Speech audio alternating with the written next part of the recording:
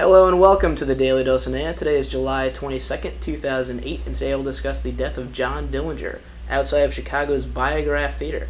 Yesterday we discussed an American outlaw known as Wild Bill Hickok, and today we'll move to another more infamous one. So, John Dillinger he grew up into a very troublesome youth. He got into a lot of crime, and then he joined the Navy. But he only stayed in the Navy for about 5 months until he deserted, and he actually, even though both his parents were grocers, he got arrested for stealing and beating up a grocer. So he was in jail, but while he was in prison, that was actually his education. He met a lot of his future accomplices there, and he actually learned how to rob banks, which was one of the things he became known for later on. So when Dillinger got out of prison in the 30s, he went on a bank robbery spree. And by the end of his career, he actually killed 10 men, he wounded 7 others. He robbed banks, police arsenals, and staged 3 prison breaks, and he stole over $300,000, killed a sheriff, and he wounded 2 guards. So J. Edgar Hoover hated his guts. The FBI was very young at this point, and they actually focused a lot of their money on just catching John Dillinger, because he was one of the more infamous criminals, and J. Edgar Hoover wanted to prove that the FBI was a force to be reckoned with. But actually the people kind of liked John Dillinger because he started robbing banks during the Great Depression, and people didn't really like the banks very much during the Great Depression because they were suffering a lot economically.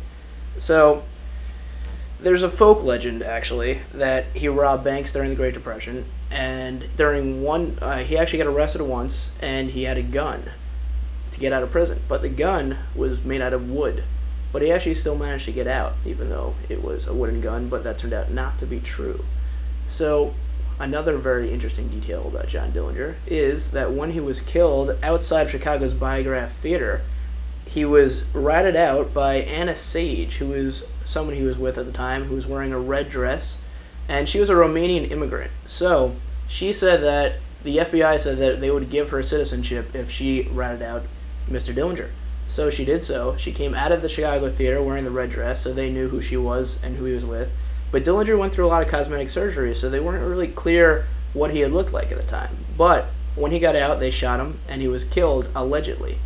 So what happened was, a lot of people claim that the body that was actually found was not John Dillinger's body, because since Dillinger went through so much cosmetic surgery, they're like, no, this person has different eye color than John Dillinger. And John Dillinger was missing 1 tooth, and this person has all his teeth. And also, apparently the gun that was used to, the gun John Dillinger had, apparently was not made until he died. So there are a lot of conflicting details about John Dillinger. And Anna Sage, even though they said that she would get citizenship, she was deported right afterwards, so that doesn't really make much sense. So that is the story of John Dillinger, and stay tuned for tomorrow's Daily Dulcinea. Thank you, and good night or good morning.